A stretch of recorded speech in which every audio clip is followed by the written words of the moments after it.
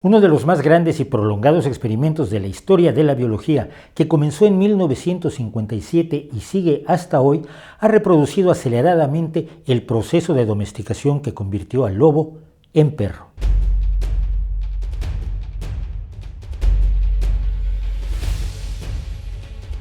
Es difícil imaginarse que investigar ciencia pueda ponerle a uno en peligro de muerte, más en el siglo XX.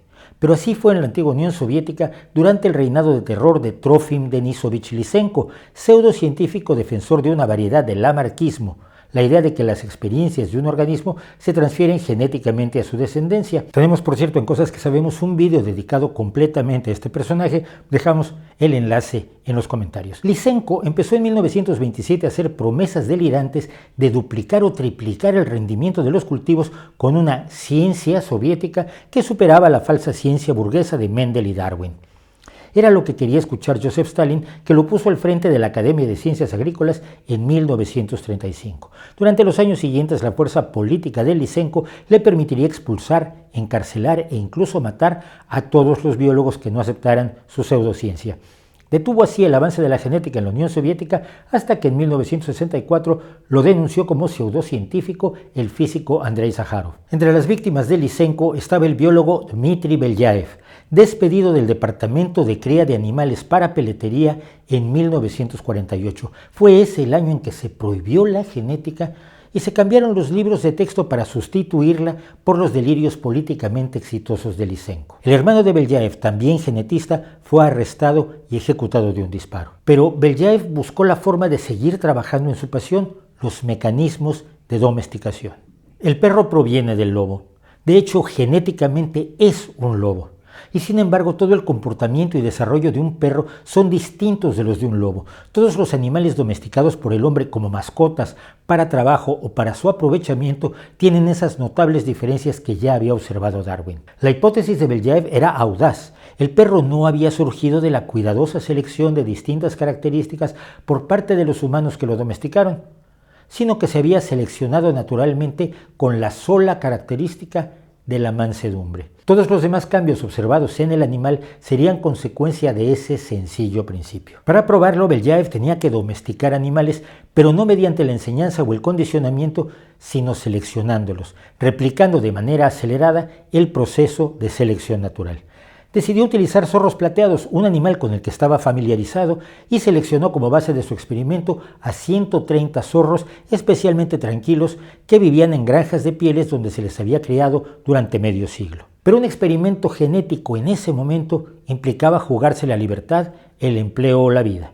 El estudio de la fisiología de los zorros plateados por el gran valor económico que les dan sus pieles fue el pretexto encubridor del experimento en domesticación. Desde que los zorros tenían un mes de edad hasta su madurez sexual, más o menos a los 8 meses, se valoraban sus reacciones ante un experimentador con unos pocos criterios objetivos. Se dejaban tocar si se les ofrecía comida o trataban de morder al experimentador. Tendían a pasar su tiempo en compañía de otros zorros o preferían a los humanos. No se les adiestraba ni pasaban demasiado tiempo con los experimentadores para evitar que los cambios observados fueran producto de la experiencia y no de la genética. Los que exhibían menos agresión y miedo hacia los seres humanos se cruzaban entre sí. Eran menos del 20% de la población. Como grupo de control o comparación, Belyaev crió separadamente a los zorros más temerosos y agresivos de cada generación. Belyaev llevó a cabo su trabajo en relativo secreto desde 1957 hasta 1959, cuando a la muerte de Stalin empezaron a cambiar los vientos soviéticos y se le nombró director del Instituto de Citología y Genética de la Academia Rusa de Ciencias. Allí continuó su experimento, que empezó a mostrar resultados a las pocas generaciones. Cuando habían pasado 40 generaciones, los cambios eran notables. En cuanto a comportamiento, los zorros preferían estar con los humanos, gemían para llamar la atención, olían y lamían a sus cuidadores y movían la cola cuando estaban contentos o emocionados, todas ellas características comunes en los perros. En cuanto a su forma, empezaron a tener orejas caídas, cola enroscada, temporadas de reproducción más prolongadas y cambios en la forma del cráneo, las mandíbulas y los dientes, y su color se hizo más claro que el de sus ancestros no domesticados. Estos cambios también tenían una contraparte fisiológica. Los zorros de Belyaev tenían niveles reducidos de adrenalina, la hormona que controla el miedo y se produce como respuesta a la tensión. El siguiente paso sería determinar cuáles son las diferencias genéticas de estos zorros respecto de los más agresivos agresivos cuáles genes están implicados en el proceso de domesticación. Y si se podía hacer esto con zorros, resultaba plausible pensar que los perros se habían domesticado también por selección natural, no humana. Los menos temerosos hallaban más fácil acercarse a los grupos humanos que podían darles las sobras de su comida y al paso de un tiempo determinado se habrían integrado a la sociedad como mascotas y animales de trabajo, principalmente de cacería. Y se pudo hacer. Belyaev continuó trabajando hasta su muerte en 1985, pero el experimento continúa hoy bajo la dirección de Lyudmila Trut.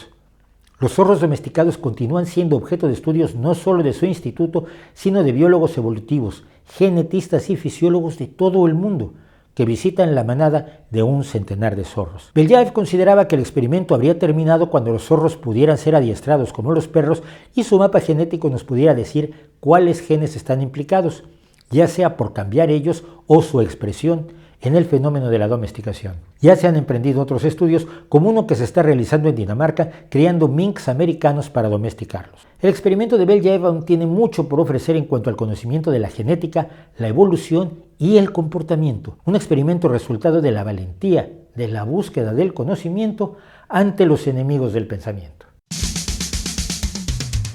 Muchas características de los zorros de Belyaev y de los perros son aspectos juveniles que se prolongan hasta la edad adulta. Así, la selección de la mansedumbre provocó ese proceso, conocido por los biólogos como neotenia. Los mamíferos, por ejemplo, juegan cuando son cachorros y dejan de hacerlo al volverse adultos.